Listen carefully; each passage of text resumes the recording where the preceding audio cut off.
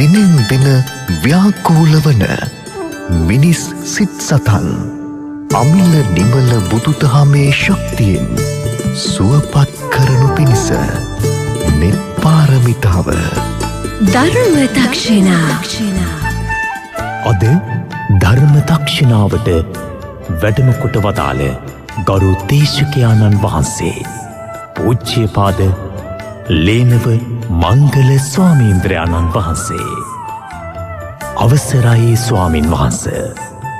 සමන්ත චක්කවාලේසු අත්‍රාගච්ඡන්තු දේවතා සද්ධම්මං මුනි රාජස්ස සුනන්තු සග්ග මොක්ඛදං ධම්ම ශ්‍රවණ කාලෝ අයං බදන්තා ධම්ම ශ්‍රවණ කාලෝ අයං බදන්තා ධම්ම ශ්‍රවණ කාලෝ අයං බදන්තා නමෝ තස්ස භගවතු අරහතු සම්මා සම්බුද්දස්ස නමෝ තස්ස භගවතු අරහතු සම්මා සම්බුද්දස්ස නමෝ තස්ස භගවතු අරහතු සම්මා සම්බුද්දස්ස සූකරං සාදුනා සාදු සාදු පාපේන දුක්ඛරං පාපම් පාපේන සූකරං පාපමාරියේහි දුක්ඛරන්ති.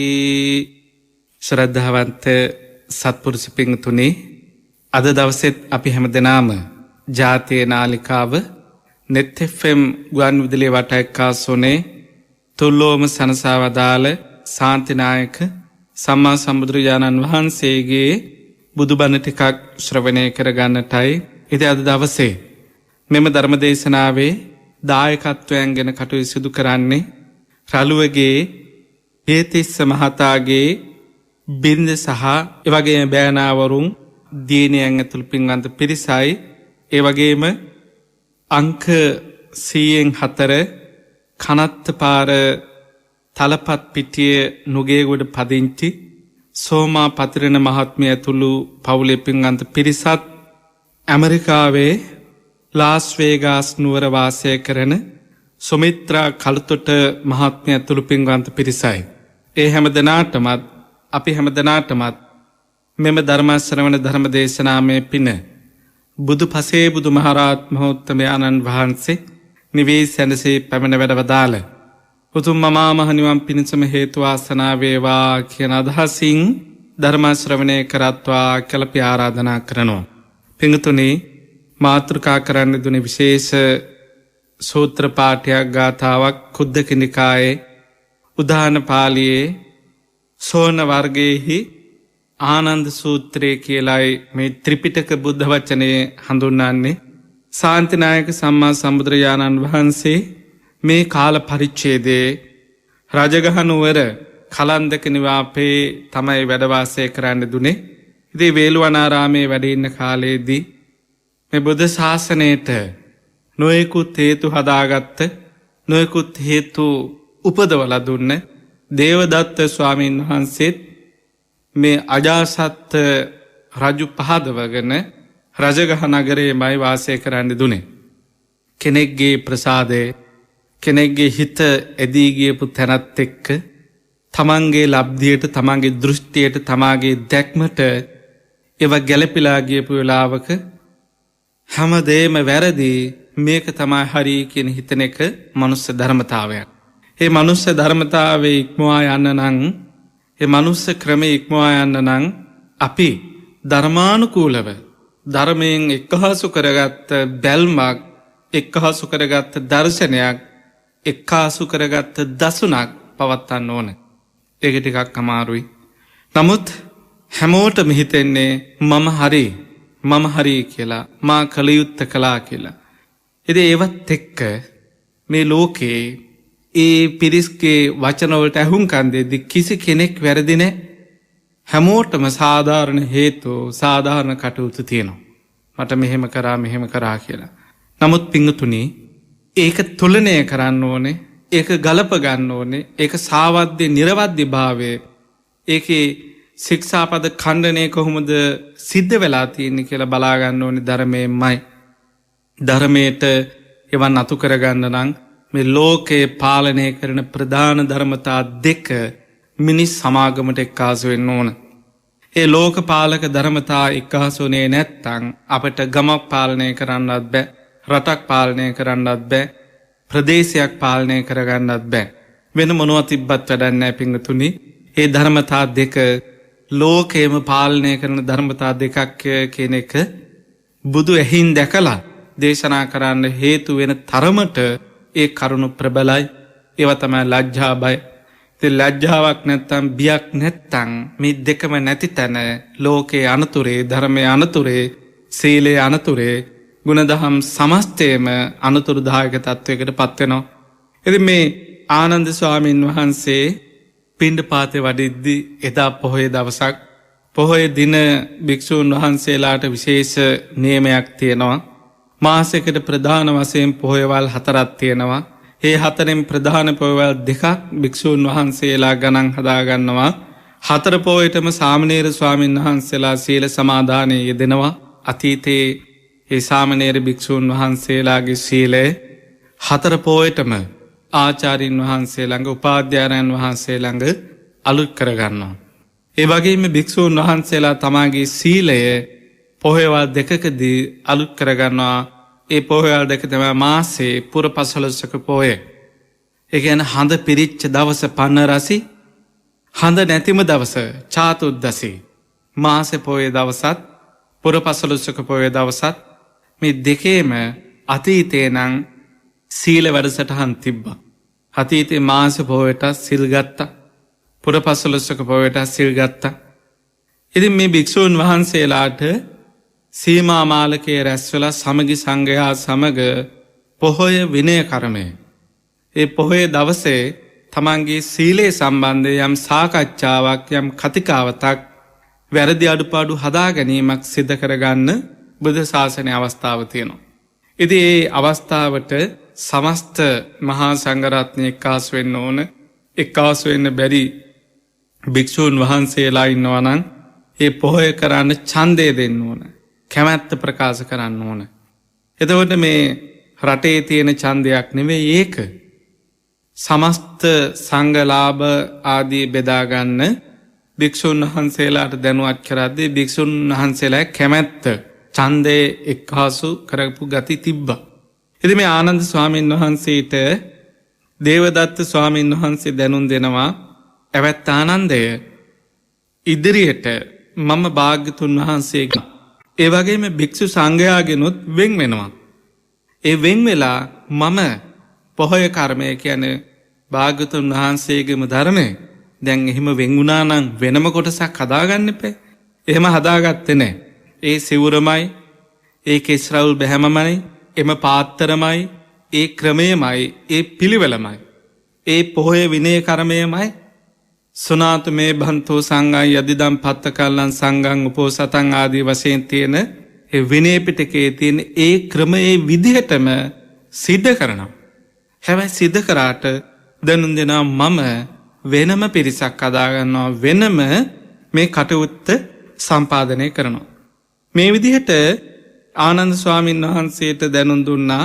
ආනන්ද ස්වාමීන් වහන්සේ පිණ්ඩපාතයෙන් පසුව තුලෝකාග්‍ර භාගතුන් වහන්සේව හමු වෙලා තථාගතයන්න් වහන්සේට වන්දනමාන කරලා දැනුවත් කරන්න දුනා, මම භාග්‍යතුන් වහන්සේගෙන් වෙන්වම, භික්ෂු සංඝයාගෙන් වෙන්වම පොහොය කරනවා, සංඝ කර්ම කරනවා කියලා දැනුම් දුන්නා. ඉතින් ඒ වෙලාවේ අජ්ජ භන්තේ දේවදත්තෝ සංඝෝ බින්දිස්සති. ස්වාමීනි, එතකින් මේ දේවදත්ත ස්වාමීන් වහන්සේ සංඝයා දෙකඩ කොට බිඳෙව්වා, බිඳිනවා. ඒ වගේම වෙන්ව සංඝපෝෂතේ සිදු කරන මේ ලෝකයේ බෙදීමක් තුල, තරහවීමක් තුල, නැත්තම් ભેදනයක් තුල තියෙන බරපතල අකුසල වේගය, අකුසල කර්මය තමයි මේ සමගිය බිදීමට ලක් කිරීම. සංඝයා වශයෙන් වාසය කරන සමගි සංඝයා භේදයට ලක්වීම, බින්දනයට ලක්වීම. ඒක බරසාර අකුසල ධර්මයක්. පංචානන්තර පාප කර්මයට එක්හස් වෙච්ච දෙයක් තමයි සංඝ භේදය. එතකොට සංඝ භේදය එහෙමනම් මිත්‍ර භේදය, පුජ්‍යල භේදය, ගම් භේදය, නැත්තම් දෙමාපිය දූදරු භේදය, මෙන්න මේවත් අනුලෝමයි. මවෙක් පුතු හා බිඳලා වාසය කරයි නම්, පුතෙක් මවෙක් හා බිඳී වාසය කරයි නම්, සැමිය බිරිඳත් එක්ක බිඳී වාසය කරයි නම්, එතකොට මේ භේදනය තථාගතයන්න් වහන්සේගේ මේ මහා පුරුෂ ලක්ෂණ ගැන සටහන් වෙද්දි, සඳහන් වෙද්දි එක මහා පුරුෂ ලක්ෂණයක් තියෙනවා, සුපටිත්තිත පාදෝ, සුපිහිටි පා ඇති ස්වභාවය. ඉතින් මේවා මේ දිස්සමානෝ පිතාවස්ස රූපකායෝ අචින්තියෝ, චින්තනයකින් චින්තනය කරන්න බැරි, හිතල නිමා කරගන්න බැරි අචින්ත්‍ය බුදු බඳක් පරිහරණය කරන, බුද ශරීරයක් පරිහරණය කරන තථාගතයන්න් වහන්සේ හේතු දක්වනවා. මහණෙනි, ඇයි තුලෝකාග්‍රෝ භාගතුන් වහන්සේගේ මේ පාවල වෙනසක් සුපටිත්තිත පාදෝ කියලා හඳුන්වන්නේ ඇයි? ඒකට හේතුව තමයි බිඳී ගිය මෞදමාපියෝ එක්කහසු කර එකතු කරා. සමහර වෙලාවට සහෝදරයා සහෝදරයත් එක්ක බිඳලා නම්, බිරිඳ සැමියත් එක්ක බිඳලා නම්, දුවදරුවෝ මෞදමාපියොත් එක්ක භේදනය වෙලා බිඳලා නම්, ඒ බිඳිච්ච පිරිස එක්කහසු කරා. එක්කහසු කරපු නිසා තථාගතයන්න් වහන්සේ මහ පොළොවෙන් වැටෙන්නේ නැහැ. ඔයත් බලන්න, ඔයත්ගේ ජීවිතේ දවසක කවදා හරි පය පැකිලිලා වැටිලා ඇති. චූටි කාලේ වේවා, ලොකු මහත් වෙලා වේවා, තමන් කොච්චර සූදානමින් මහ පොළොව වැඩිය ගැහුවත් ලෙස්සීමක් වෙලා, එහෙම නැත්නම් කාගෑරි වැරද්දක් වෙලා දවසක මේ මහ පොළොව ඔයත්තු පිළිගත්ත නැත්තං ඔයත්තු මේ පය පැකිරිලා වැටුණා. තථාගතයන්න් වහන්සේගේ සිද්ධාර්ථාත්ම භාවය වේවා, බුදු බවට පත්වනාට පසුව වේවා, කිසිම දවසක උන්වහන්සේගේ හිම වැටීමක් සිද්ධ වෙලා නැහැ. උන්වහන්සේ බුදු බවට පත්වෙද්දි යම් පියවරක් ඔසවලා පියවරක් තිබ්බාද, ඒ පියවර දෙක අතර අන්තරේ යම් මීටරයක් එහෙම නැත්තං අඩි කීපයක් තිබුණාද, ඒ අඩි කීපය පිරිනුවම් පානතා කල්ම වෙනස් වුන්නේ නැහැ පින්වතුනි. මේක තමයි විශේෂත්වය. ඔය ඇත්තෝ කලබලයට දිග පියවර, ඒ වගේම සංසුන්කමට කෙටි පියවර, ඔය විදිහට කොච්චර පියවර ජීවිතේ වෙනස් කරලාද ඇවිදින්නේ. අඩිය තියෙන ගමනේ පියවර තියෙන එකවත් ඒකාකාරීත්වයෙන් ප්‍රතිපත්තියක් විදිහට අපි කරගෙන නැහැ. හැබැයි බුදුරජාණන් වහන්සේ අවුරුදු 45ක් පුරාවට උන්වහන්සේ තබපු පියවරේ කෙස් ගහක වෙනසක් නැහැ. එකම ක්‍රමයට තමයි උන්වහන්සේ වැඩමාණ්ඩේ දුන්නේ, ඇවිදින්නේ දුන්නේ. ඒකට ඇඟේ සහාය තියෙන්න ඕන. ඒකට පාවල සහාය තියෙන්න ඕන. ඒ පාවල සහාය, සුපිහිටි පා ඇති භාවය නැත්නම් සහාය නිකන් හම්බ වුණේ නැහැ. ඒවට විශේෂ පින් කරන්න ඕනේ. පින්වල එකක් තමයි ભેදයකට හේතු කරන කරුණු ඉපදෙව්වේ නැහැ. හැබැයි අද මොකද්ද වෙන්නේ?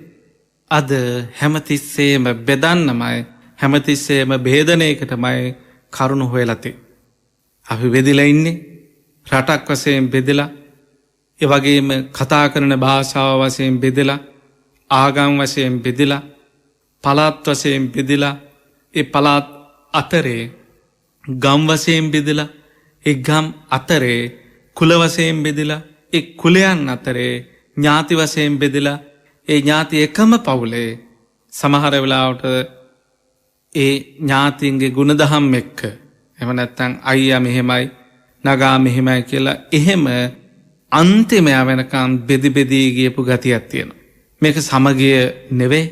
එහෙම නැත්නම් අපි අර වචන හැලුවට මේ සමගි සම්පන්නයි, එකම ජාතියක්, එකම දයක්, එකක් වශයෙන් කියලා කෑ ගැහුවට විශේෂයෙන් ඒ ඉහළ තැන්වල ඉඳලම බෙදි ආපු ගමන. ඒකත් එක්ක පින්වතුනි ගුණදහම් හිතින්නේ. මේ ලෝකේ යම් ගුණදහමක් පිරුණා නම්, යම්ම කටයුත්තන් සම්පාදනය වුණා නම්, ඒ සමස්තයම සමගිය නිසාමයි. ඒ සමගියත් එක්ක ඥාතිකම් කියන තව ගොඩාක් ධර්මතා තියෙනවා. ભેදය කියන එකේ ඒ බේදේ පෙවුනාට ඒ බේදය කියන අන්තිම මොහොත බේදයයි ඒ බේදයට යට කොච්චර අගුණ කොච්චර අකටයුතුකං කොච්චර අසාධර්මය තියෙන අවශ්‍යද වෛරය ක්‍රෝධය ඒවට ඥාතිකං කියාගෙන සැකය මේ ආදී ධර්මතා ඔක්කොම අර බේදයට ඥාතිකං කියනව කියන අකුසල පරපුරක් මේ බේදයක්ත් එක්ක එක්කහස් වෙලා තියෙනවා. ඒ නිසාම ශාන්තිනායක සම්මා සම්බුදුරජාණන් වහන්සේ සංඝ බේදය ආනන්තර පාප කර්මයක් හැටියට දේශනා කරන්න දුනේ. ඒ තරම් බරසාරයි ඒ තරම්ම භයානකයි. අද අපි මේවා ගණන් හදන්නේ නෑ. මේවා අපි ගණන් ගන්නේ නෑ.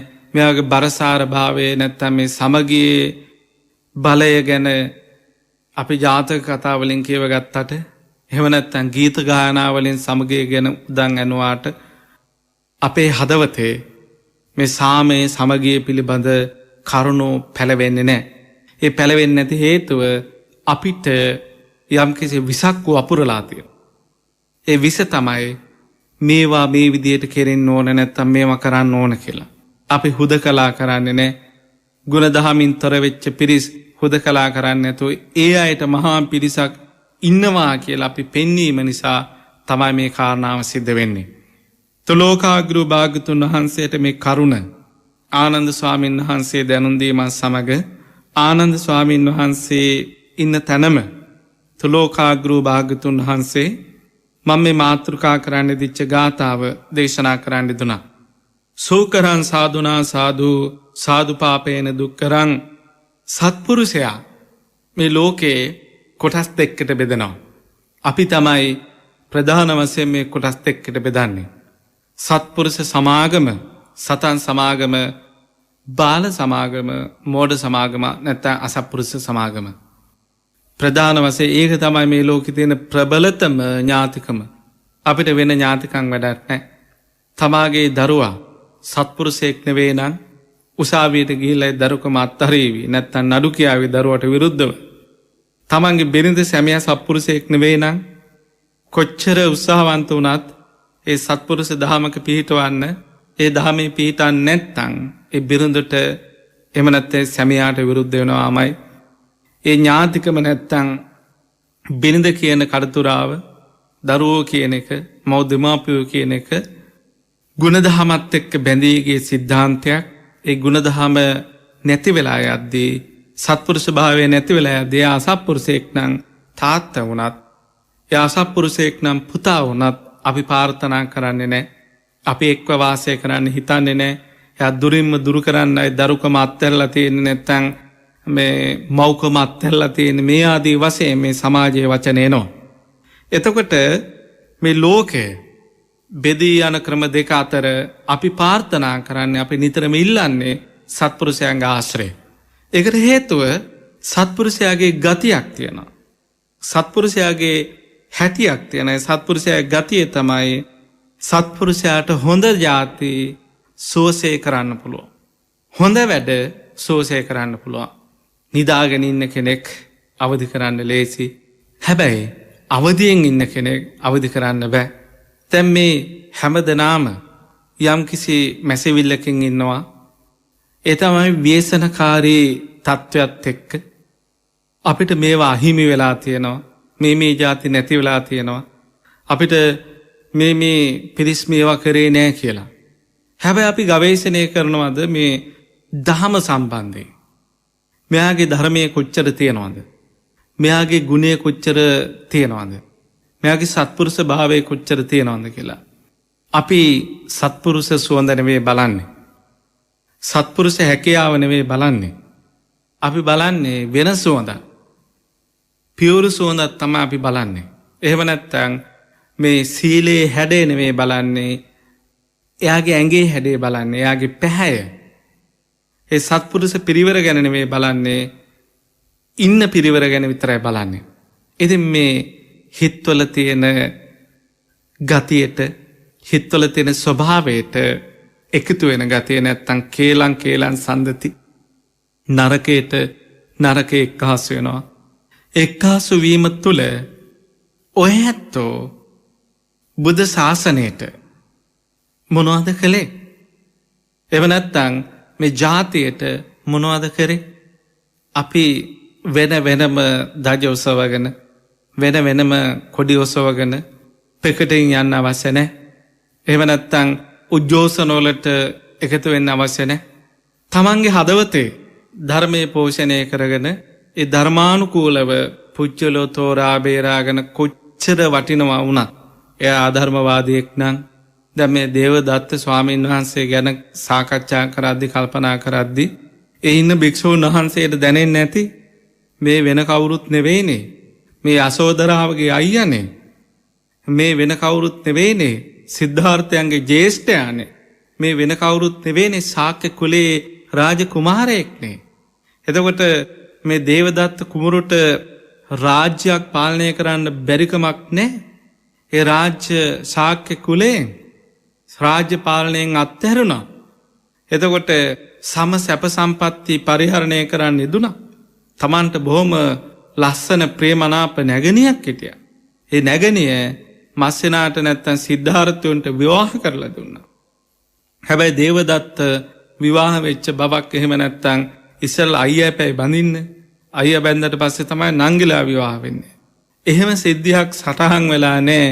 එහෙමනම් කාමයන්ට යම් කැමැත්තක් තිබිලා නැහැනේ. ඉතින් මේ සිද්ධාර්ථ කුමාරු විවාහ වෙලා අවුරුදු 16 දී ඒ වගේම 29 වර්ෂයක් වාසය කරන්න දුනා. ඒ කාල පරිච්ඡේදයේ වෙද්දිත් කිසිදු සටහනක් නැහැ මේ දේවදත්ත ස්වාමීන් වහන්සේ දරුවෙකු හැදුවාය විවාහ වුණා කියලා. එතකොට ඒ රාගයත් එක්ක ගැළපීමක් සිද්ධ වෙලා නැහැ.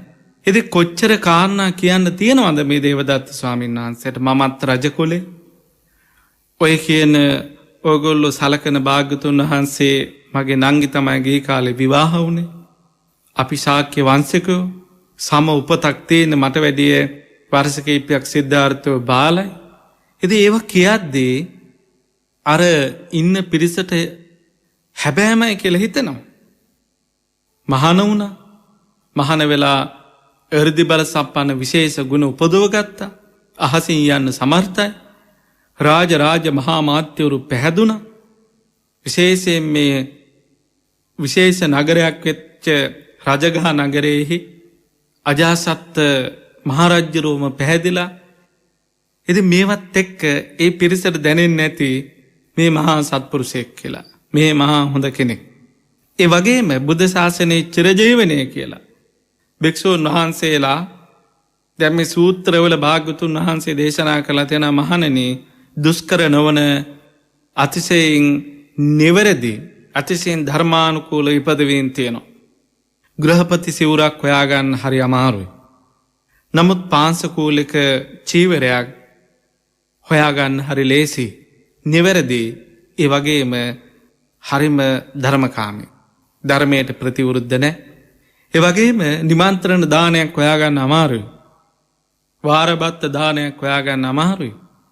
නමුත් පිණ්ඩපාතේ ගිහිල්ලා ගයක් ගාන ගිහිල්ලා ඒ රට්ට පිණ්ඩාය රටුන්ගෙන් නැත්තම් රටෙන් ලැබෙන මේ පිණ්ඩ ආහාරය නිවැරදි සුලභයි නැත්තම් හොයාගන්න ලේසි උපරිම ධර්මකාමී. ඉතින් මේ කාරණා ලෝකාග්‍ර භාග්‍යතුන් වහන්සේ එකින් එක පෙළගස්සද්දී ඒවා ගැන වර්ණනා කරද්දී ඒ වර්ණනාවට තවත් කොටසක් එක්කාසු කරලා ලෝකාග්‍ර භාග්‍යතුන් වහන්සේ ළඟට ගිහිල්ලා ඉල්ලා සිටියා.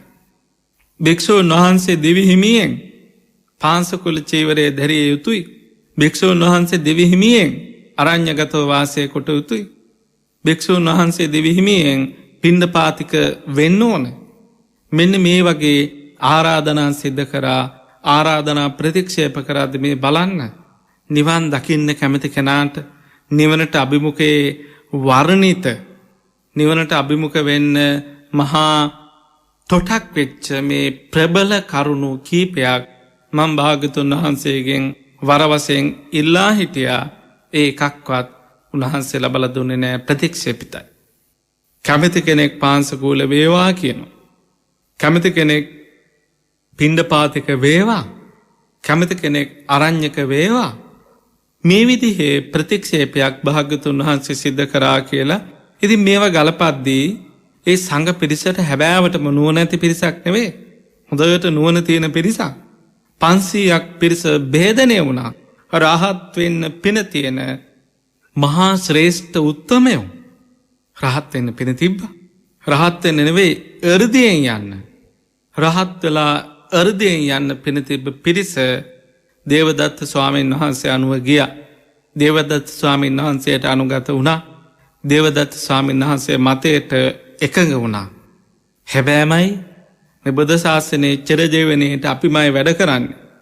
ඉතින් බුදුරජාණන් වහන්සේට විරුද්ධව බුද්ධ ශාසනයේ චිරජීවනයේට වැඩ කරපු පිරිසක් එදා හිටියා. අදත් ඉන්නවා.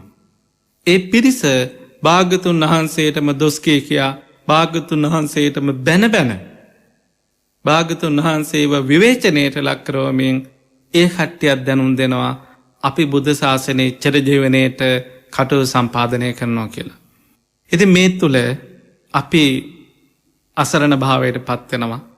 විශේෂයෙන් මේ වැඩිහිටි මව්දෙමාපියෝ මොකද්ද සත්‍ය මොකද්ද ඇත්ත කියලා හොයාගන්න බැරි මට්ටමේ ආකූල ව්‍යාකූල තත්ත්වයන්ට පත් වෙනවා.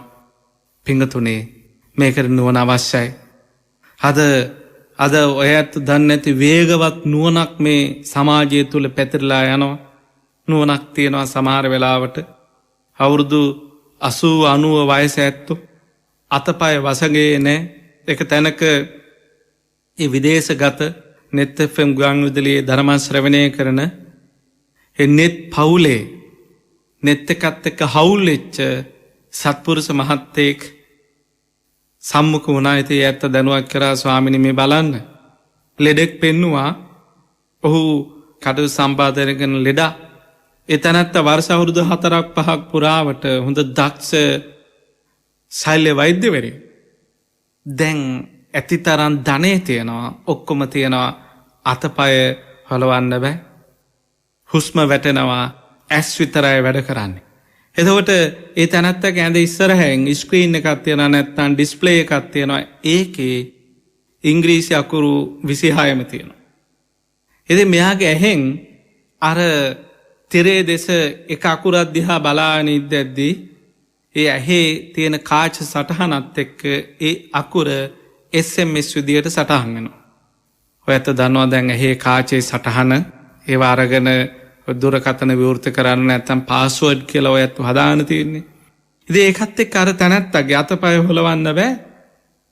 වර්ෂ අවුරුදු 4ක් පුරාවට 4කට වැඩි කාලයක් ඒ විදිහේ අසරණ භාවයෙන් වාසය කරද්දී ඉතින් විද්‍යාව දියුණු නිසා එතනත්තගේ ඇහැ ළඟ තෙරයක් තියලා ඉංග්‍රීසි අකුරු ඔක්කොම සටහන් කරලා තියෙනවා.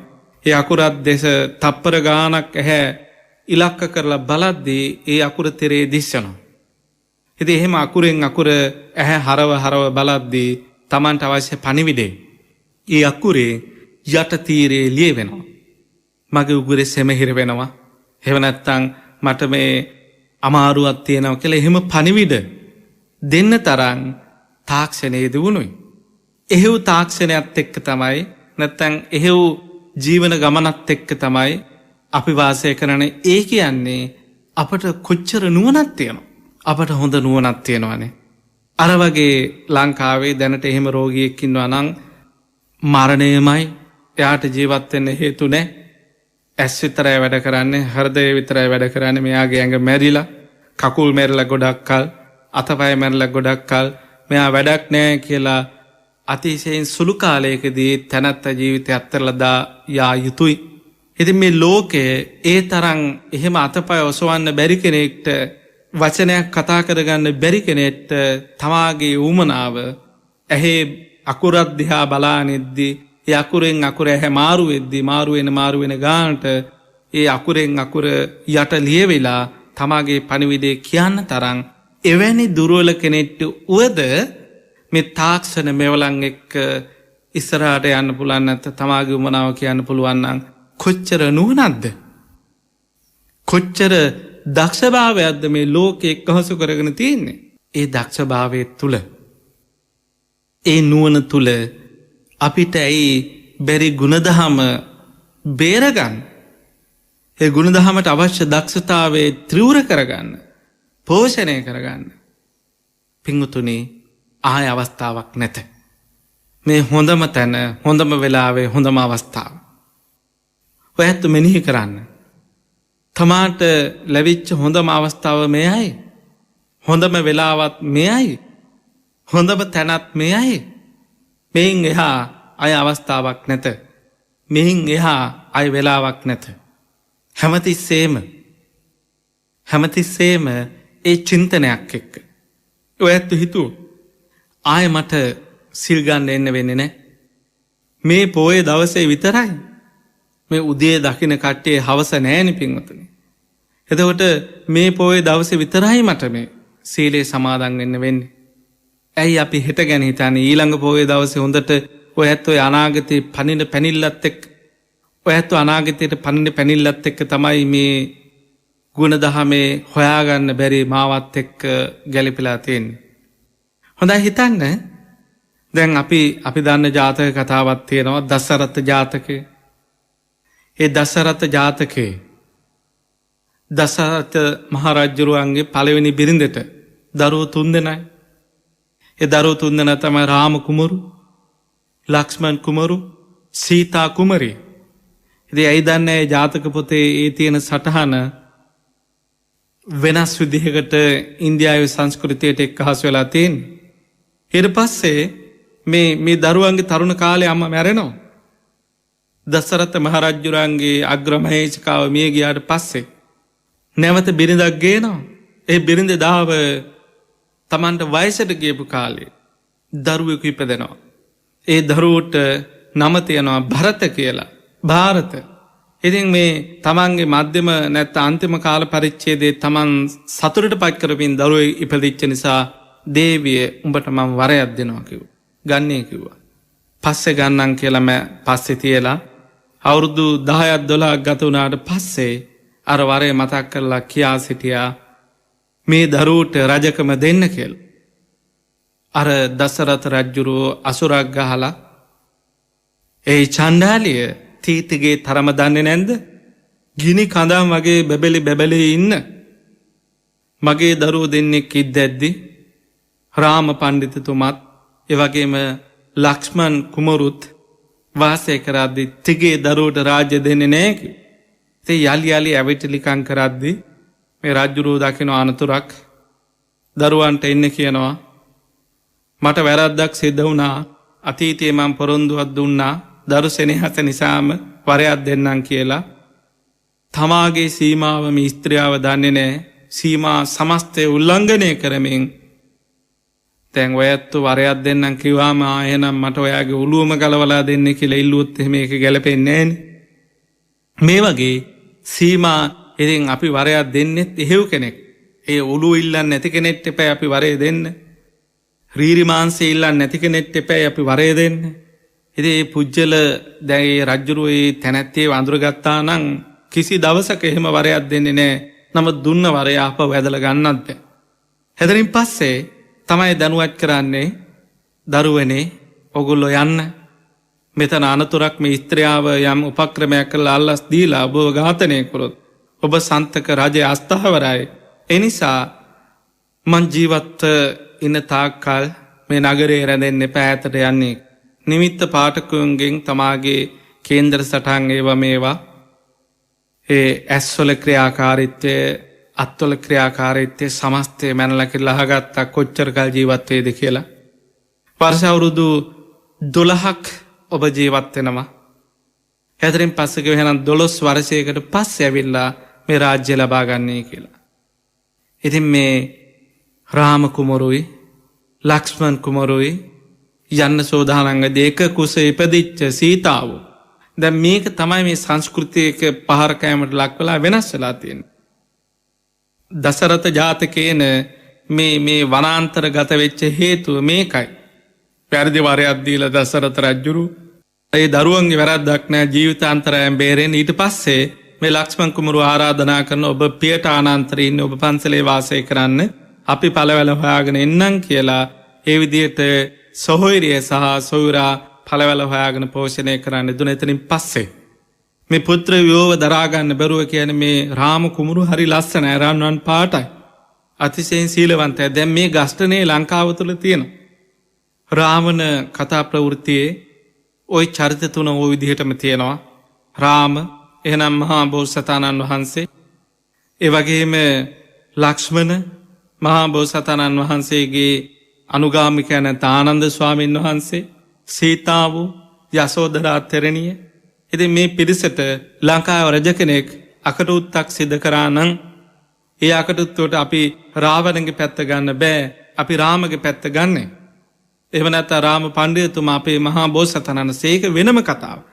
ඒකේ ඒ දසරථ ජාතකයේ තුල සටහන් වෙලා නැහැ මේ අම්මා නැත්නම් මේ සීතාවට අකටුත්තක් සිදු වුණා කියලා.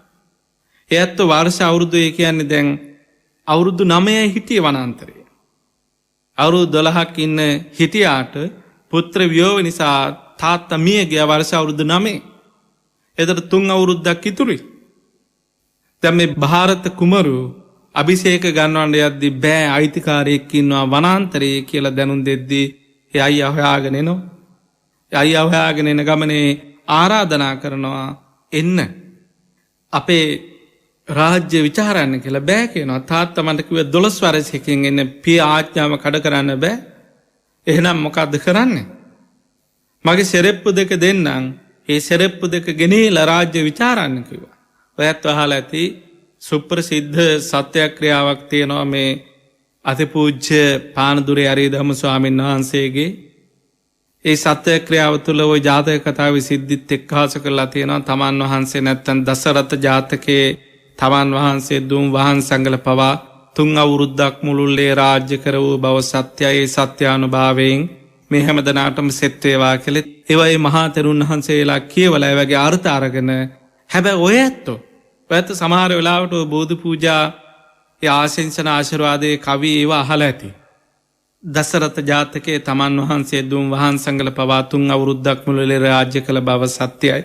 හැබැයි ඔයත් හෙව්වේ නැහැ. මොකද්ද මේ දසරථ ජාතකය? දැන් අහගත්තට පස්සේ ඒ අහපු කාරණාව ඒ විදිහටම ගිරව් වගේ කියවන යනවට වැඩිය ඒ මොකද්ද? ඒක කොහෙද තියෙන්නේ? ඒ ගවේෂණේ නැති තාක්කල් ඔයත් රිද්දන්නත් පුළුවන්, අන්දන්නත් පුළුවන්, ඔයත් කැමති දිශාවට අරගෙන යන්නත් පුළුවන්. දැන් අරක කියවුවනම් මේ දසරථ ජාතකයේ විශේෂයෙන් කියවුවනම් එතන අවසානයේ ඒ රාජ්‍යයට ගිහිල්ලා තමයි එතකන් තමන්ගේ නංගි. ඉතින් මේ අභිෂේක ගන්නවන්නේ දෙදෙනා ඒ ආත්මේ නංගි වුණාට සසර පුරාවට යසෝදරාවනේ. ඒ යසෝදරාවගේ යසෝදරා ගති මතුවීමත් එක්ක දෙදෙනාම අභිෂේක ලබා ගන්නවා විවාහ වෙලා. ඉතින් සාර්ථක දැන් ඒ සමහර ಜಾති පිංගුතුනි අද මේ වේශනකාරී මේවා කියන්නත් හොඳ නැහැ. කිව්වොත් එහෙම අර බණෙත් තියෙනවනේ කියලා වැරදි පිමි පනිනවා.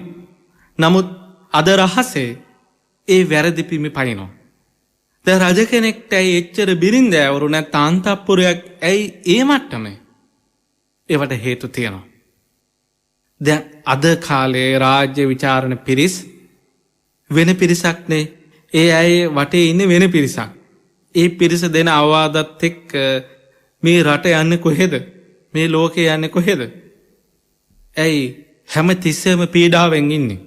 අපිට තියෙනවා කෙලෙස් වර්ග 3ක්. රාග, ద్వේෂ, මෝහ. මේ කෙලෙස් වර්ග 3න් මෝහය කියන්නේ අන්තරායකයි. මෝහය කියන්නේ මෝඩකමනේ. ද්වේෂය කියන්නේ මහා අන්තරායයි. ඒ ද්වේෂයේ තුල ගන්න තීන්දුව තුල තමන්ටත් හානියක්, අනුන්ටත් හානියක්. අවමේ තියෙන රාගය තුල.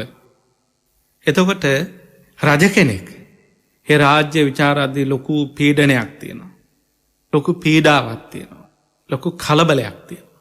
ඒ කලබලය සංසිඳවගත්ත ක්‍රමයක් තමයි අන්තපුරය. මේක අදත් අඩු වැඩි වශයෙන් සමාජයේ සිද්ධ වෙනවා. සමාජයේ බොහෝ දුරට ඔය රාජ්‍ය නායකවරු පෞද්ගලික ලේකම්වරිය කියාවි වැරදි ආයතා කියලා තමාගේ රස්සාවම නැති වෙච්ච කාරණා තියෙන්නේ. ඒ ඕනම පිරිසක් ඉතින් මේ ඒ තමාගේ පීඩාව නැත්තම් මේවා වැරදි අර්ථකථන නෙවෙයි. ඒ රජ කෙනෙක් රටක් විචාරද්දී වැරදි තීන්දුව ගන්න හොඳ නැහැ. ඒ මනස ධර්මකාමීව සමාධියක් හදාගන්න බැරි නම් නිර්වුල් කරගන්න අවශ්‍ය නම් ඒ නිර්වුල් කරගත්තේ අර සියලු වේග රාගයෙන් ඉක්මවා ගිහිල්ලා ලස්සන තීන්දුව ගත්තා. ඒකටයි එච්චර ඒ අන්තපුරයක් නැත්ත ඒ පිරිස ඔය මහා වගේ කියවුතු නිලතල දරන පිරිස එහෙව් පිරිසක් පරිහරණය කරගෙන හිටියේ. එතකොට අර වැරදි තීන්දු දෙන ඒවා හොඳට පේනවා. අද එහෙම එකක් නෑ. අද එහෙම වෙන්න කියන්නේ නෑ. නමුත් අද මොකක්ද ඒ නොවීම නිසා සිද්ධ වුණේ. ඒ නොවීම නිසා එක එක්කෙනා කියන ජාති එක එක්කෙනා අහගෙන මහා වේසනයක. ඉතින් මේවා දැන් මේ බණේ තිබ්බ නැත්නම් අතීතයේ රජවරු මෙහෙම කරා කියලා අපි කරන්න ඕන කියලා වැරදි ආදර්ශ ගන්න නෙමෙයි. කාලෙන් කාලයට සදාචාරයේ ගුණධම මිනිස් නියෝග මිනිස් කතිකාවත් එකඟතා එක්ක අපි පිහිටලා ඉන්න ඕන. ඉතින් ඒකත් එක්ක අර මහරජුරු ඒ දසරත ජාතකයේ දැන් ওই ගස්ඨනේ තියෙනවා. වැඩිහිටි ඇත්තොන්ගේ මේ අපි ලංකාවේ මිනිස්සෙක් නිසා රාවණගේ පැත්ත ගන්න බෑ. මහා බෝසතාණන් වහන්සේට විරුද්ධ වෙන්න බෑනේ. එහෙම කියලා ඉතින් තරුණ පිරිස් සීතාටත් වෛර කරනවා, රාවණටත් වෛර කරනවා, ලක්ෂ්මණටත් වෛර කරනවා, භරතටත් වෛර කරනවා. හැබැයි ජාතක පොතේ මෙහෙම සිද්ධියක් සටහන් වෙලා නැත. එතකොට මේ ජාතක පොතේ කතා ටික ඒ වනාන්තරයේ හිටපු නැත්තම් සීතා දේවියගේ එතකොට රාම පඬිතුමාගේ ඒ කතා ටිකත් එක්ක ලංකාවේ සිද්ධියක් ගොතලා සටහන් වෙලා තියෙනවා පින්වතුනි. ඒ එතන ඒ රජුරෝ දැනගත්තා තමන්ගේ මරණය මේ කාලේ ඉන්නවා, මේ කාලේ වෙනවා කියලා. අවශ්‍ය නම් තමන්ටත් ඒ ගවේෂණයක දෙන්න පුළුවන්. තමාගේ ලේවල ඝනකම, ලේවල ප්‍රතිශක්තිකරණය, සීනි ප්‍රමාණය දැන් ඒ වගේ අවශ්‍ය නම් මැනගන්න පුළුවන්. එහෙම මැනලා දෙන්නේ නැහැ. මොකද ඒ අයට උමනාව තියෙන අපේ ලේවල ධාරිතාව නැත්තම් ඔය කෙස් ගහකින් මුළු ඇඟම හොයා ගන්නවා නම් DNA අපේ ලේවලෙන් හොයාගන්න බැරි කමක් නැහැ. අපේ ආවුස මේ ලේවලට පවතින්න පුළුවන් වර්ෂ අවුරුදු මෙච්චරයි තව. එයින් එහා පවතින්න බෑ. ඒක හොයාගත්තොත් වැඩක් නැහැ. ඒ නිසා අනිත් ඔක්කොම හොයාගෙන තියෙනවා. ලේවල සීනි තියෙන ප්‍රමාණය, කොලෙස්ටරෝල් තියෙන ප්‍රමාණය, ඒ ටික විතරක් හොයාගෙන. මොකද ඒක තමයි ආදායම් මාර්ගය. ඒ ආදායම් මාර්ගය තුල මේ ලේවල ජීවත් වීමේ ශක්තිය කොච්චරක් තියෙනවද කියලා හොයාගත්ත දවසට මිනිස්සු ඒක දැනගත්තොත් එහෙම ආයි වේදම් කරන්නේ, ආයි බෙහෙත් ගන්නෙත් නෑ. එතකොට වෙන පැත්තකට හැරෙනවා. ඒ නිසා කවදාක්වත් යුරෝපීය රටකින් වේවා කිසි කෙනෙක්ගෙන් ඒ වගේ જાති අපේ හැම පරීක්ෂා කරලා මේ හැමට ජීවත් වෙන්න පුළුවන් ශක්තියතාවය තියෙන්නේ මෙච්චරයි කියලා කියන්න බැරි තාක්ෂණයක් නෙවෙයි අපි ළඟ තියෙන්නේ. අපේ ආවුස හරියටම කියන්න පුළුවන්. අතීතයේ ඉන්න පිරිසට එහෙම කියා ගන්න පුළුවන් නම් ලක්ෂණ ශාස්ත්‍රයත් එක්ක අපිට කියන්න බැරි කමක් නැහැ. හැබැයි එහෙම කියන්නේ නැත්තම් ඔය ඇත්තොන්ට එකක් කරන්න පුළුවන්. ඒ තමයි ඒව පස්සේ දුවාගෙන මම හොයන්න ඕන දැන් මේ ලේවලින් දීර්ඝාවසමයන යන්ත්‍රයක් මම හොයන්න ඕන කියලා ඒවට උත්සාහ වෙන්නේ නැතුව ඔයත් හිතන්න මේ තමයි අන්තිම සීලය. ආය කවදාක්වත් පොයක් දවසක මට මේ පන්සලේ සිල් ගන්න බැරි වේවි. ඒ නිසා මේ සීලය මං අද හොඳට රකින්න ඕන. මේ තමයි මගේ අන්තිම දානය. ආය මට කවදාක්වත් පේරු දානයක් දෙන්න බැරි වේවි. මේ තමයි මම මහා සෑය ළඟට යන අන්තිම වතාව. ආය මට යන්න බැරි වේවි. දැන් එහෙම හිතුවොත් මොකද්ද සිද්ධ වෙන්නේ පින්වතුනි? එතකොට අර වේසනේ නෑනේ. ඔයත්තුගේ චින්තනයේ දාර ඔක්කොම දැන කියා ගන්න අවශ්‍ය නැහැ. ඔයත්තු හිතුනොත් එහෙම දැන් ඔයත්තුගේ දරුවෝ ඉන්නවා. ඒ දරුවෝ පිටරට පදිංචි. ඒ දරුවෝ ඇවිල්ලා අය අවුරුදු 25කින් නම් ආයෙ ඉන්නේ කියලා දැනගත්තොත් එහෙම ඔයත්තු සැලසුම් හදා ගන්නවා. මේ බබාව, මේ පුතාව ආයෙ මට අවුරුදු 25කට දැක ගන්න හම්බ වෙන්නේ නැහැ. ඒ එන දවසේ මං ඉන්නත් පුළුවන් නැති වෙන්නත් පුළුවන්. තමන්ගේ අතින් නෙවෙයිද ඒ කොට්ටුරේ මහන්නේ. තමන්ගේ අතින් නෙවෙයිද ඒ කෑම බීම් පිළියෙල කරලා දෙන්නේ. කිසි කෙනෙක්ට දෙන්නේ නැහැ. ඒ දරුවට කවුරුත් හදන්න ඕනේ නැහැ ඕවා. මේ ඉන්නේ ටික දවස් ආයෙන්නේ අවුරුදු 20 ගානකට පස්සේ මම්ම හදලා දෙන්න. එහෙව් චින්තන ඔයත් ළඟ තියෙනවා. එනිසා ඉතින් Tamanට පුළුවන් ගමේ peeru දානෙ ගෙනියද්දී යන්න ඉස්සෙල්ලා හිතන්න අන්තිම දානෙ. ආයෙ මට කවදාක්වත් දානෙ ගෙනියන්න බැරි වෙන්න පුළුවන්. මගේ අත් දෙක කැපෙන්න පුළුවන්. එව නැත්නම් මගේ ජීවිත අන්තරායක් වෙන්න පුළුවන්. එහෙමනම් දැන් ඔයත්ෝ ඊළඟ පාර දැන් මේ මාසේ නම් මේ අපිට මේ ණයතුරුත් තියනවා පුලිත් ජීවන්න තිබ්බා දැන් මේ සිල්ලරේට ගෙනියනවා ලබන මාසේ හොඳට ගෙනියනවා. එතකොට මේ පාර පොයට ඔය කඩිමුඩිය අර අයියලත් වෙනවා කිව්වා මෙහෙමයි කියලා මේ යන්තම් එහෙම් මෙහින් සිල් ටිකක් ඒ පුළුවන් සිල් නෙවෙයි බැරි සිල් ටිකක්වත් සමාදන් කරලා 4ට 5ට මුදවලා එන්නම් කියලා ඊළඟ පොයවත් හරියට දැන් මේ චින්තනයත් එක්ක ඔයත් හැමදාම හිතුවේ ඒක. හැමදාම කියන්නේ එහෙමයි. ලබන මාසෙවත් අපි හොඳට දාන ගේන්නම් ලබන peeru දානෙවත් අපි හොඳට ගේන්නම් ලබන පාරවත් හොඳට සිල් සමාදන් වෙන්නම් ලබන පාරවත් මේක හරියට කරගන්නම්. ඉතින් අනාගතයේ දදා දැන් මේ කරන වැඩ පිළිවෙලත් එක්ක ඔයත්ොන්ට ඒ නැනස පැහැදෙන්නේ නැහැ. නුවණ පැහැදෙන්නේ නැහැ. ඒ නිසා අපිට කවුරුත් මේවා කියලා දෙන්නේ අපි දක්ෂ වෙන්න ඕන.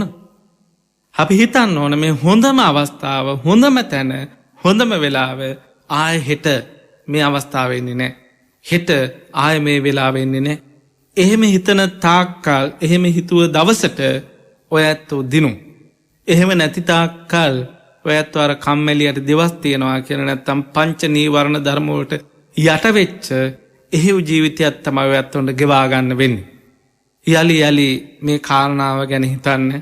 අපි මේ බුද්ධ වචනේ වර්ෂ අවුරුදු 45ක් පුරාවට දේශනා කරපේ බුද්ධ වචනයන්ට බර දෙනවා මදි, සැලකිල්ල මදි, විමර්ශනය මදි, පරිවිමර්ශනය මදි, අතිශයින්ම විමර්ශනය කිරීම මදි. මේවා බරයි, මේ වගේ නිවන තියෙනවා. ඇයි මේ භාග්‍යවතුන් වහන්සේ මේ පීතෘ ඝාතකෙක් හා සමානව සමගිය බෙහෙදණයට ලක්වීම භයානකයි කියලා දේශනා කරේ? අනිත් ඒවා බලන්න. අනිත් ඒ වගේ හිරිහැර කරදර හොඳට පේනවා. භාග්‍යවතුන් වහන්සේ ඇඟේ ලේ හෙලවීම, එහෙම නැත්නම් මව ඝාතනය කිරීම, පියා ඝාතනය කිරීම, රහත් ඝාතනයක් සිද්ධ වීම, භික්ෂුණී දූෂක මේ ආදී කාරණා අස්සේ මේ සමගියේ පළුදු වීමත් ඒ තරම් භයානකලු, ඒ තරම් බරසාරයිලු. එතකොට ඒ සංඝයාගේ සමගිය කියන ගුණදහමේ පිරිසක් බෙදීම ඒ තරම් භයානක නම් ඔයත්තුන්ගෙත් මේ බෙදනේ කොච්චර භයානකද? ඒ බෙදීමේ භයානකත්වයේ තුල අපි අද තව දක්වාම මොනතරම් දුකකට පත් වෙලා මොනතරම් දුක වැටලාද ඉන්නේ. ඒ වගේම සත්පුරුෂ භාවය අපි දන්නවා මේ අසත්පුරුෂය කියලා. මේ අසත්පුරුෂ ක්‍රියාවක් කියලා දැනගෙන ලාභයට ගිජු වෙලා ඔයත්ෝ ඉහළ පිරිස් කරන විප්‍රකාරත් එක්ක නිකන් හරියට පුංචි ළමයිගේ සෙල්ලම් ගෙවල් වල වැඩපිළිවෙලක් තමයි යන්නේ. ඔවුනොන් රවට්ට ගන්න ඉල්ල කිසිදු හිරිකෙතයක් නැතුව රවට්ට ගන්න විදිහත් එක්ක පාඩුවේ පැත්තක ගුණදහමත් එක්ක ගැලපෙනවා නම් ඒක කොච්චර වටිනවද?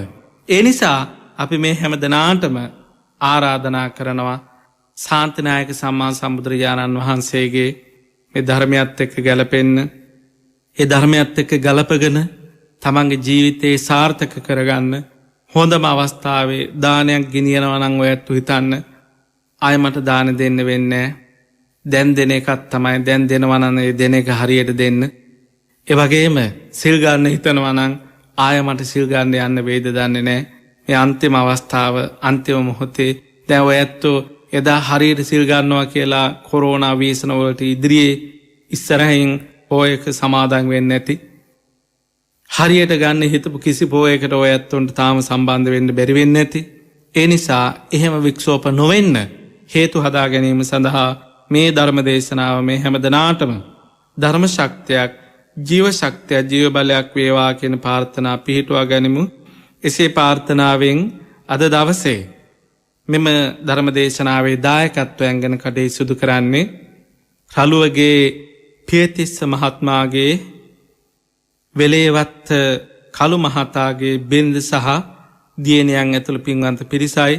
එයත්තුන්ගේ අරමුණක් තිබෙනවා වෙලේවත් කළු මහත්මයාගේ බිරිඳ සහ දියණියන්, එවැගේම බෑනාවරුන් කටුවන වෙලේවත් කළු මහත එහෙම නැත්නම් රළුවගේ පේතිස්ස මිය පරලොව ගිහිල්ලා වසරක් සම්පූර්ණ වීම අරමුණු කරගෙන පුණ්‍යානුමෝදනාව සිදු කරන්න. ඒ වගේම පිටකොරටුවේ හෙට්ටිආරච්චිගේ ජේමිස් අප්පුහාමි, හෙට්ටිආරච්චිගේ නැන්සිනා, හෙට්ටිආරච්චිගේ දියෝනිස් අප්පුහාමි, නලගම ජයසේකර වෙද මහතා, ඇඩ්වින් පී වීරතුංග යන මිය පරලෝකීය ඥාතීන්ට පුණ්‍යානුමෝදනාව සිදු කරන්න. එවැගේම හෙට්ටිආරච්චිගේ පේමාවතී මෑණියන්ට නිරෝගී සුව දීර්ඝායුෂ ප්‍රාර්ථනා කිරීම, මියගිය සියලු ඥාතීන්ට පින් අනුමෝදන් කිරීමත්, සජීවත්ව සිටින පවුල්වල හැමත රටටත් ලෝකයටත් සෙත් පතමින් මේ දායකත්වය ගැන කටයුතු සිදු කරන. ඒ වගේම තවත් දායකත්වයක් පවතිනවා. අංක 104 කනත්ත පාර තලපත් පිටිය නුගේගොඩ පදිංචි සෝමා පතරණ මහත්මයා ඇතුළු පවුලේ පින්වන්ත පිරිස එයත්තුන්ගේ තරමුණක් තිබෙනවා. ධර්ම දේශනා කරපු අපටත් ලක්වැසි ලෝවැසි සියලු දෙනාටත් නිරෝගී සුව ප්‍රාර්ථනා කිරීම හා උතුම් ධර්ම අවබෝධය ප්‍රාර්ථනා කිරීම, සියලුම මේගේ ඥාති හිත මිත්‍රාදීන්ට පින් පැමිණීම සහ නිවන් සුව ප්‍රාර්ථනා කිරීමේ අභිලාෂයෙන් අදහසින් එයත්ොත් මෙහි දායකත්වය ගැන කටයුතු සිදු කරන. ඒ වගේම තවත් දායකත්වයක් පවතිනවා.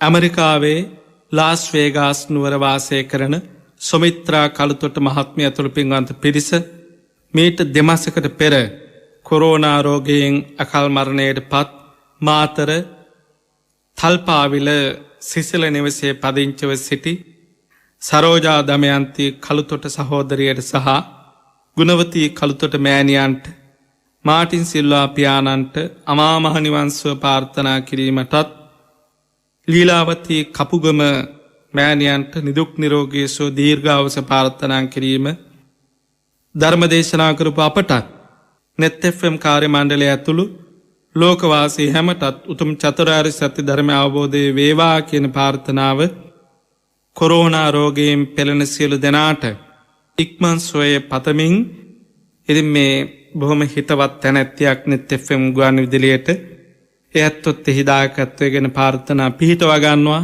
අද දවසේ ධර්ම දේශනාවේ දායකත්වයන් ගැන කටයුතු සිදු කරන පින්වුතුන්ගේ පවුල්වල මියගේ සියලු ඥාතීන්ට මේ හැම පිනක්ම බුදු පසේ බුදු මහරහත් මහෝත්තමයන්න් වහන්සේගේ අනන්ත ඥාන ශීල තේජානුභාව බලයෙන් ඇසේවා පෙනේවා දකීවා. දැක පැමිණ මේ පින් අනුමෝදන් වල සැපෙන් සැපයට පත් වේවා. ධර්ම ශ්‍රවණය කරන මේ පින්වුතුන්ගේ නමින් මියගේ සියලු ඥාතීන්ටත් සැපේ පිණිස වේවා. සුජීවත්ව වාසය කරන හැම දෙනාටම නිදුක් නිරෝගී සුවචිර ජීවනයේ සැලසේවා. ඒ වගේම ධර්ම දේශනාවේ දායකත්වයන් ගැන කටයුතු සිදු කරන පවුල්වල පින්වතුන්ගේ උපන්දින සමරන දුවා දරුවන්ගේ අනාගතේ වැඩිහිටි මව්දෙමාපියන්ට ධර්මකාමී ජීවිත උරුම වේවා. සර්ව ප්‍රකාරයෙන් ඇතුන්ගේ අනාගත සාර්ථක වේවා. ධර්ම ශ්‍රවණය කරන මේ පින්වතුන්ගේ උපන්දින සමරන වැඩිහිටි මව්දෙමාපි දුවා දරුවා ආදී හැම දෙනාටම හිපදිච්ච ජීවිතයේ ධර්මයෙන් ගෙවන්න ධර්මකාමී ජීවිත උරුම වේවා. අපි වෙනම ප්‍රාර්ථනා පිටවා ගනිමු. අපි හැම දෙනාටමත් අප හැමදෙනාම හැදුවඩු දෙමාපියන්ටත් නනස පහදා දුන්න ගුරුතුමන් වහන්සේලාටත් හැම සත්නට ලොවේ උතුරා වැඩ පිණිස අමා මහ නිවන් පිණිස වේවා කියන අදහසින් එකටම දෙවියන්ට ඥාතීන්ට පුණ්‍යානුමෝදනාව සිදු කරමු. ආකාසට්ටා ච බුම්මට්ටා දේවා නාග මහිද්దికා පුඤ්ඤන්තං අනුමෝදිත්වා චිරං රක්ඛන්තු ශාසනං. ආකාසට්ටා ච බුම්මට්ටා දේවා නාග මහිද්దికා පුඤ්ඤන්තං අනුමෝදිත්වා චිරං රක්ඛන්තු දේශනං. ආකාසට්ටා ච බුම්මට්ටා දේවා නාග මහිද්దికා පුඤ්ඤන්තං අනුමෝදිත්වා චිරං රක්ඛන්තු ත්වං සදාති. ඉදං මේ ඥාතීනං හෝතු සුඛිතා හුන්තු ඥාතයෝ. ඉදං මේ ඥාතීනං හෝතු සුඛිතා හුන්තු ඥාතයෝ. ඉදං මේ ඥාතීනං හෝතු සුඛිතා හුන්තු ඥාතයෝ. ඉමිනා පුඤ්ඤ කම්මේන මාමේ බාල සමාගමෝ සතං සමාගමෝ හෝතු යාව නිබ්බානපත්තිය. ඉදං මේ පුඤ්ඤ කම්මං ආසවක්ඛයා වහං හෝතු සබ්බ දුක්ඛා පමුච්ඡතු. මේ හැමදෙනාටම ආශිංසන ආශිර්වාද පවත්වනවා. රත්නත්‍රය අනන්ත සූවිසි ගුණ බලයෙන් ගන්න හෙළන හුස්ම රැල්ලකට පාසා තබන පියවරකට පාසා නිදි ආරක්ෂාව සිත සාන්තයේ සැලසේවා සෙත් වේවා කියලා හැමදෙනාටම සම්මා සම්බුදු සරණයි.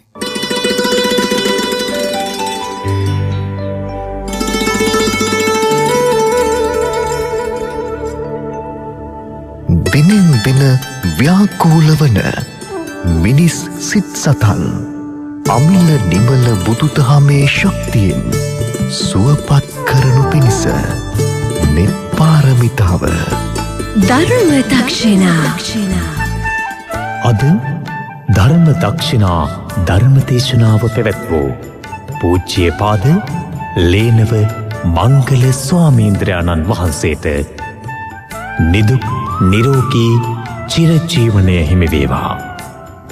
ඔබට සම්මා සම්බුදු සරණයි. සබ්බදානං ධම්මදානං චිනාතේ සියලුම දානයන්ට වඩා උතුම් ධර්ම දානයයි.